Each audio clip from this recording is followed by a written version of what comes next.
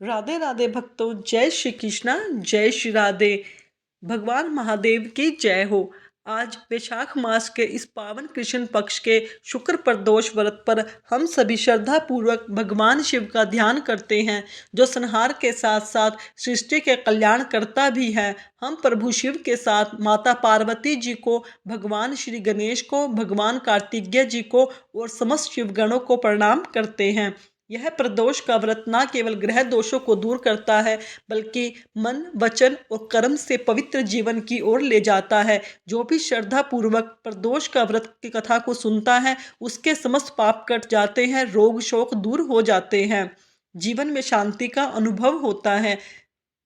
इस पवित्र व्रत की कथा सुनना भगवान शिव के श्री मुख से स्वयं अमृतवाणी सुनने के बराबर माना गया है। इसलिए सभी श्रोताओं, ध्यान से आप भक्ति पूर्वक और श्रद्धा से और एकाग्रता के साथ भगवान की इस कथा का श्रवण करेंगे, ताकि भगवान शिव आप सभी का जीवन सुखमय और सफल बना सके। कथा के अनुसार प्राचीन समय में एक नगर में 3 मित्र रहा करते थे। तीनों ही आपस में घनिष्ठ मित्र थे। इन तीनों में एक राजा का बेटा था, दूसरा ब्राह्मण पुत्र और तीसरा सेठ का पुत्र था। राजकुमार और ब्राह्मण के पुत्र था राजकुमार और ब्राह्मण के पुत्र का तो विवाह हो चुका था, लेकिन सेठ के पुत्र के विवाह के बाद का गोना नहीं हुआ था। एक दिन तीनों मित्र आपस में नारियों पर चर्चा कर रहे थे। ब्राह्मण पुत्र ने नारियों की प्रशंसा करते हुए कहा कि नारियों के बिना घर भूतों का डेरा है। यह वचन सुनकर सेठ के पुत्र ने अपनी पत्नी को घर लाने का निश्चय किया। अब सेठ का पुत्र अपने घर गया और अपने माता पिता को इस बारे में बताया। तब उसके माता पिता ने अपने बेटे से कहा कि बेटा, अभी शुक्र देवता डूबे हुए हैं। इन दिनों में बहु बेटियों को उनके घर से विदा कराकर लाना शुभ नहीं होता, इसलिए शुक्रोदय के बाद ही तुम अपनी पत्नी को विदा कराकर ले आना। सेठ का पुत्र बड़े जिद पर अड़ा रहा और पत्नी को लेने ससुराल जा पहुंचा। सास ससुर ने भी उसको बहुत समझाने की कोशिश की, किंतु वह नहीं माना। अंत में विवश होकर उन्हें अपनी कन्या को विदा करना पड़ा। ससुराल से विदा होकर सेठ का पुत्र अपनी पत्नी के साथ नगर से बाहर निकला ही था कि उनकी बैलगाड़ी का पहिया टूट गया और एक बैल की टांग भी टूट गई। पत्नी को भी बहुत चोट आई। सेठ के पुत्र ने आगे चलने का प्रयास जारी रखा। कुछ दूर आगे बढ़े, तभी कुछ डाकुओं ने उन्हें घेर लिया और वे उनका सारा धन लूट कर ले गए। अब किसी तरह सेठ पुत्र अपनी पत्नी के साथ जैसे तैसे रोता हुआ घर पहुंचा, तभी सांप ने उसे काट लिया। उसके पिता ने वैद्यों को बुलाया। तब उन्होंने कहा कि आपका पुत्र 3 दिन में प्राणों को त्याग देगा। उसी समय इस घटना का पता चला। ब्राह्मण पुत्र को लगा। तब उसने सेठ के घर आकर कहा कि आप अपनी बहू को अपने पुत्र सहित उसके मायके भिजवा दो। यह सारी बाधाएं इस कारण से ही आई हैं। आपका पुत्र शुक्रास्त में पत्नी को विदा करके ले आया। यदि आप अपने ससुराल में इसको पहुंचा देंगे तो यह बच जाएगा। सेठ को ब्राह्मण पुत्र की बात समझ में आ गई। उसने अपने पुत्र और पुत्र वधू को वापस लौटा दिया। वहां पहुंचते ही सेठ पुत्र की हालत ठीक होनी शुरू हो गई। फिर उसने शेष जीवन अपनी पत्नी के साथ में सुखपूर्वक बिताया। इसलिए पति की लंबी उम्र, दाम्पत्य जीवन सुखी बनाने के लिए और सभी मनोकामनाओं की पूर्ति के लिए शुक्र प्रदोष व्रत के दिन यह कथा पढ़नी अवश्य चाहिए, सुननी भी चाहिए। यह थी शुक्र प्रदोष व्रत कथा।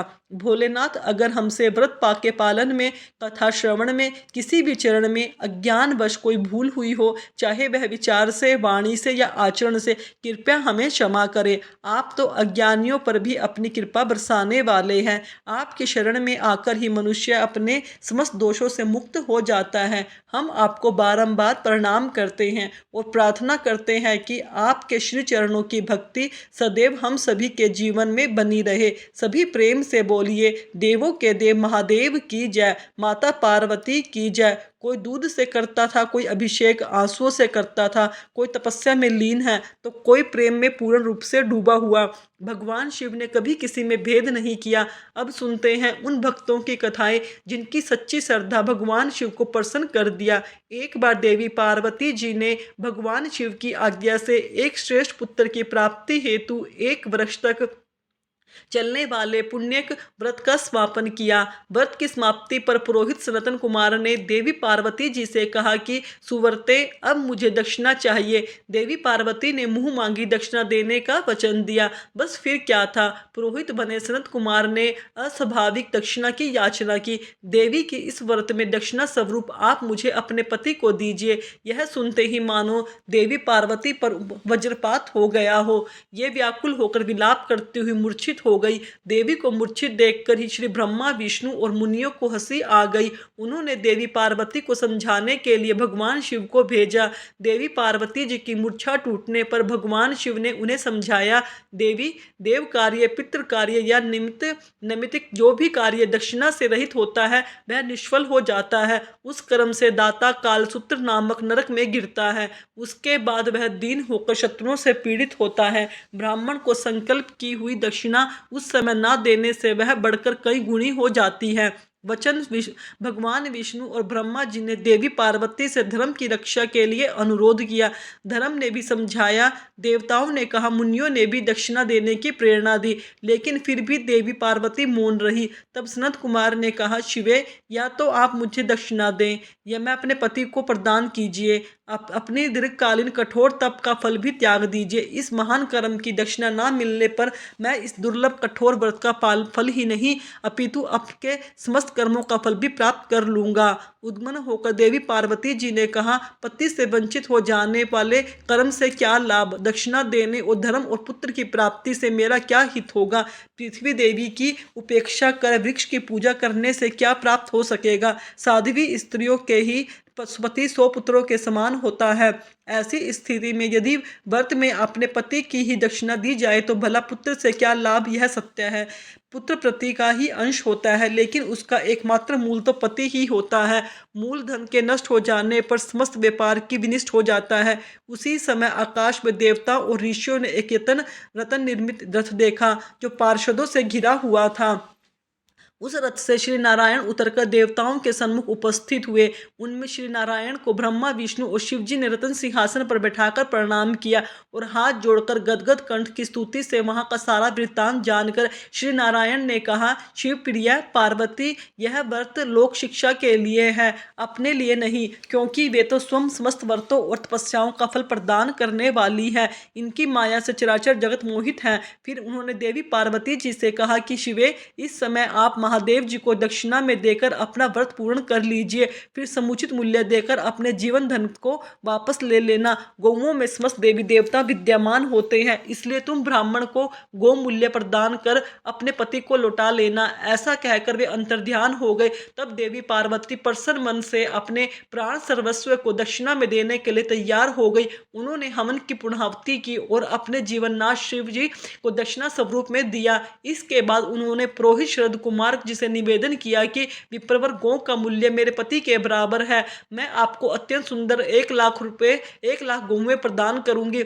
इसके बदले में आप मेरे जीवन सर्वस्व को लौटा दें। प्राणनाथ के मिल जाने पर मैं पुनः प्राणों को विपुल दक्षिणाएं प्रदान करूंगी। तब सनत कुमार ने पार्वती जी से कहा कि देवी, मैं ब्राह्मण हूँ, 1,00,000 गौवें लेकर मैं भला क्या करूंगा? इस दुर्लभ रतन के सामने 1,00,000 गौवों की क्या तुलना? मैं इन्हें साथ ले जाकर त्रिलोक में भ्रमण करूंगा। उस समय समस्त बालक इन्हें देखकर प्रसन्नता पूर्वक ताली बजा बजाकर अट्टहास करेंगे। कहने के साथ ही सनत कुमार ने भगवान शिव को अपने पास बिठा लिया। सनत कुमार ने भगवान शिव को वापस नहीं किया। यह सुनकर देवी पार्वती जलहीन मछली की तरह छटपटाने लगी। उन्होंने मन ही मन सोचा, कैसा दुर्भाग्य है मेरा कि मुझे ना तो अभिष्ट देव का दर्शन हुआ और ना ही व्रत का फल प्राप्त हो सका।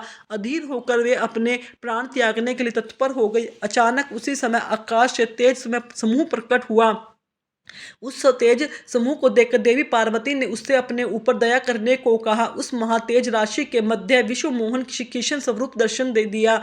ऐसे भुवन मोहन अनूप रूप को देखकर पार्वती उसी के समान पुत्र की कामना करने लगी। उसी क्षण उन्हें वर प्राप्त हो गया। इसके बाद वह तेज वही तिरोहित हो गया। तब देवताओं ने ब्रह्मपुत्र सनत कुमार को समझाया, सनत कुमार दिगंबर शिव की उनकी प्राणेश्वरी पार्वती जी को वापस लौटा दिया जाए।